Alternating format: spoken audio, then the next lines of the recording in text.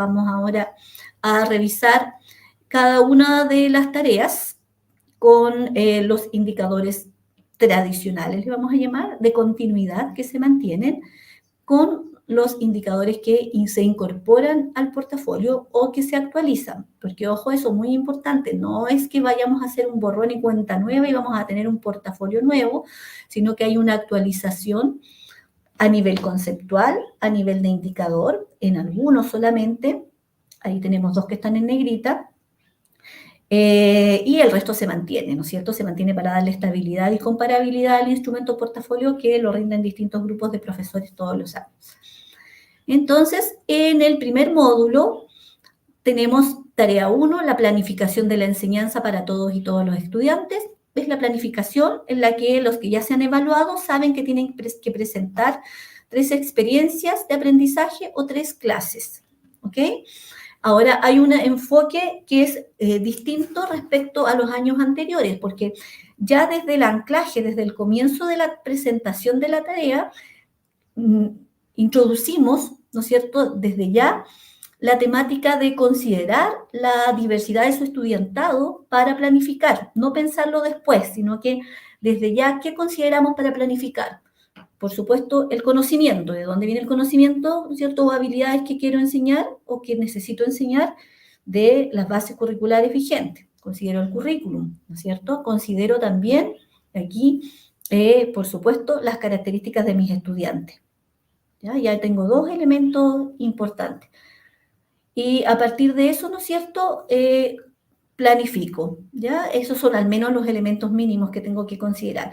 Por tanto, desde un principio nos preparamos para dar cuenta del tercer indicador, que es un indicador nuevo, que es la fundamentación de la planificación de una experiencia de aprendizaje. Entonces, ¿qué hago? Considero la diversidad de mis estudiantes y la asiento en mi planificación que voy a presentar.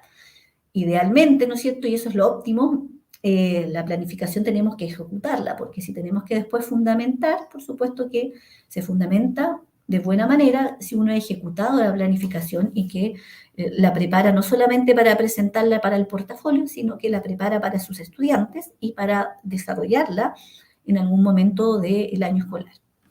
Entonces, el indicador 1 y 2 son los indicadores tradicionales. Planifiqué mi clase, consideré la diversidad de mis estudiantes, consideré lo que quiero enseñar del currículum, formulé los objetivos de aprendizaje con conocimientos y con habilidades, ¿cierto? Si quiero ir al destacado, también considero algún objetivo transversal, algún objetivo que tenga elementos, ¿no es cierto?, sociales o elementos también emocionales, pero por supuesto que después me tengo que hacer cargo de ese objetivo si lo incluí y tengo que incluirlo en mi planificación, en las clases que voy a presentar. También me fijo muy bien que las actividades que estoy presentando tengan relación con los objetivos de las experiencias de aprendizaje de cada una de las clases. Y luego, y esto es lo nuevo, ¿no es cierto?, hay una pregunta que viene en el manual, estoy mirando la página 21 del Manual de Educación Básica, primero a sexto básico, que dice, ¿por qué las estrategias de enseñanza que planificó son pertinentes a la diversidad de sus estudiantes?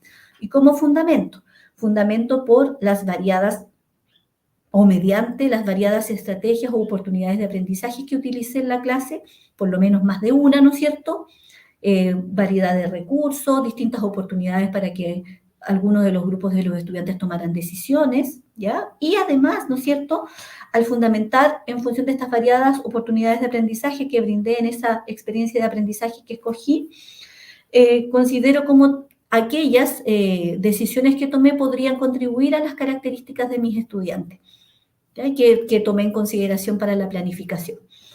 Eso es lo nuevo. El 3, entonces, es un indicador distinto, ¿okay?, muy parecido a lo que antes estaba en la reflexión pedagógica, donde también teníamos que dar cuenta en el portafolio del año pasado y el anterior de las características de los estudiantes, ¿ya? De qué hacíamos con estas características de los estudiantes, solo que ahora viene anclado a la planificación.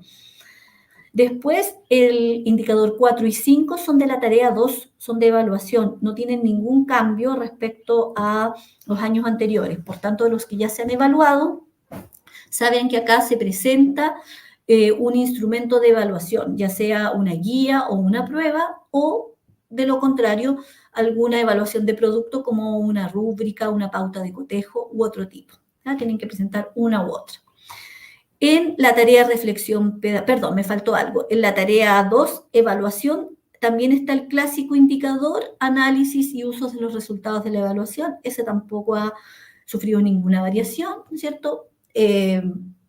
Tomé un instrumento de evaluación, lo subí a la plataforma, pero obviamente tengo que haberlo aplicado para poder contestar el punto del indicador 6, ¿no es cierto? ¿Qué conclusiones obtuve de la aplicación de mi instrumento de evaluación? ¿Qué les resultó logrado o no logrado a los estudiantes? Y por tanto, ¿qué hago con esta información que obtuve? ¿Ya? Respecto a reforzar o potenciar ciertos aprendizajes en todos los estudiantes o en algunos grupos que pudieran haber estado más rezagados o a la inversa también más adelantados. Y acá, 7 y 8, reflexión pedagógica, la tarea 3, tenemos un indicador clásico que es el indicador 8, que es el uso del error para el aprendizaje, que ahora sufre un cambio solo de nombre, antes se llamaba así a secas uso del error para el aprendizaje, ahora se llama uso del error como oportunidad de aprendizaje en función de los descriptores del marco para la buena enseñanza que transversalizan también el error, la equivocación, la dificultad como una oportunidad para evaluar allí, ¿no es cierto?, o ver que no están aprendiendo los estudiantes y que por tanto debemos tomar decisiones respecto a las clases siguientes. Y esto es nuevo, este indicador muy importante, voy a partir por la noticia buena, que es un indicador que ingresa como voluntario, es decir, es un indicador que solo se va a considerar en el resultado final del portafolio 2024 si el nivel de logro obtenido en la rúbrica beneficia el puntaje total del portafolio. ¿Ya? De otra manera, no se incluye en los resultados y por tanto no va a afectar el resultado del resto del módulo ni el portafolio completo. Entendemos que es un tema que es de ocupación y de interés y que además está anclado en el dominio B del Marco para la Buena Enseñanza 2021. Hay un estándar relativo al tema y también, ¿no es cierto?, está presente en el dominio D como responsabilidades profesionales, está presente en el dominio A también en planificación, que es la temática de la contribución de la escuela, en este caso del rol del docente, al desarrollo social y emocional de los estudiantes. No es un indicador complejo, parte a través de la observación de lo que usted identifica en sus estudiantes como una necesidad de apoyo socioemocional, tanto en algún grupo como en la generalidad de su grupo curso. Esto está, por supuesto, le voy a indicar, estoy mirando este manual de primero a sexto básico, en la página 29 y derechamente, ¿no es cierto?, ya en la página 31, donde tenemos dos preguntas que tenemos que responder que dicen, ¿qué aprendizaje socioemocional considera necesario promover en sus estudiantes? ¿Ya? ¿Y por qué? Pero le piden que fundamente en función de lo que observó, no porque a nosotros se nos ocurrió, ¿no es cierto?, sino que vimos en el comportamiento de nuestros estudiantes que nos hizo determinar que algo pasaba y que algo de los aspectos sociales o emocionales necesitaban ser reforzados. Y luego hay una pregunta 2 que dice, ¿no es cierto?, teniendo en cuenta las situaciones anteriores y el aprendizaje socioemocional que busca desarrollar en sus estudiantes, reflexione qué mantendría o modificaría en su conducta para apoyar ese aprendizaje socioemocional detectado a partir de la observación. Entonces tiene dos secciones y se considera, señalábamos, solo si aporta al puntaje total del portafolio.